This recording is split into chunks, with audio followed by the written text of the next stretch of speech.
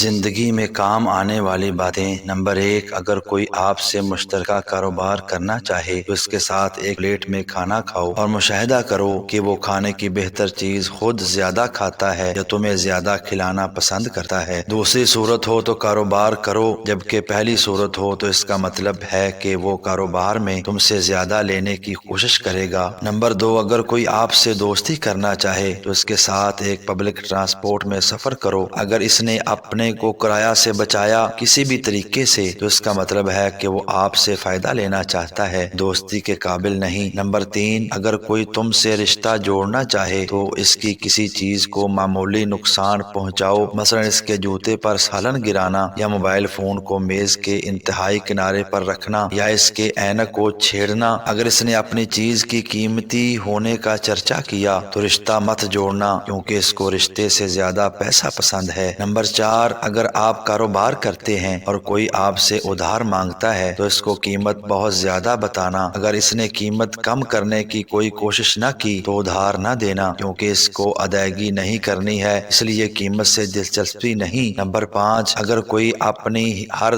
دوسری تیسری بات پر قسم اٹھاتا ہو تو اس کی بات میں ضرور جھوٹ ہوگی، وہ قسمیں اس لیے اٹھاتا ہے اس کو اپنا جھوٹ سچ ثابت کرنا ہوتا ہے۔ نمبر 6، اگر تمہارا کوئی دوست تم سے اپنی کوئی برائی چھپاتا ہے تو آپ اس کو مت بھولیں کہ تم کو سب کچھ معلوم ہے، اگر تم نے ایسا کیا تو پھر وہ اس برائی کو تمہارے سامنے بھی کرے گا۔ نمبر 7، بچوں کو برے کام سے منع کرتے وقت جن، بلا یا جانور سے نہ ڈرانا، کیونکہ جب وہ سمجھ جاتے ہیں کہ وہ چیزیں فرضی تھیں تو وہ برائی واپس شروع کرے گی، بلکہ اللہ سے یا جہنم سے ڈرانا، کیونکہ اس کا تصور تمام عمر ہوتا ہے۔ نمبر 8، بچوں کی ہر غلطی پر سزا نہ دینا، کیونکہ اس سے اس کی ذہنیت ایسی بن جاتی ہے کہ بڑے ہو کر ہر غلطی کرنے والے سے لڑے گا، پھر ساری عمر جھگڑوں میں گزرے گی۔ نمبر 9، اپنے ماں باپ سے اپنے بچوں کے سامنے بہت محتاط رہنا، کیونکہ جو انداز تم اپناتے ہو وہی کل تمہاری اولاد اپنائے گی۔ نمبر 10، معاشرے میں جس کا کوئی کام برا لگے وہ خود نہ کرنا۔ ایسی اچھی اور سبق آموز ویڈیوز دیکھنے کے لیے چینل کو سبسکرائب ضرور کیجیے گا۔ اللہ حافظ۔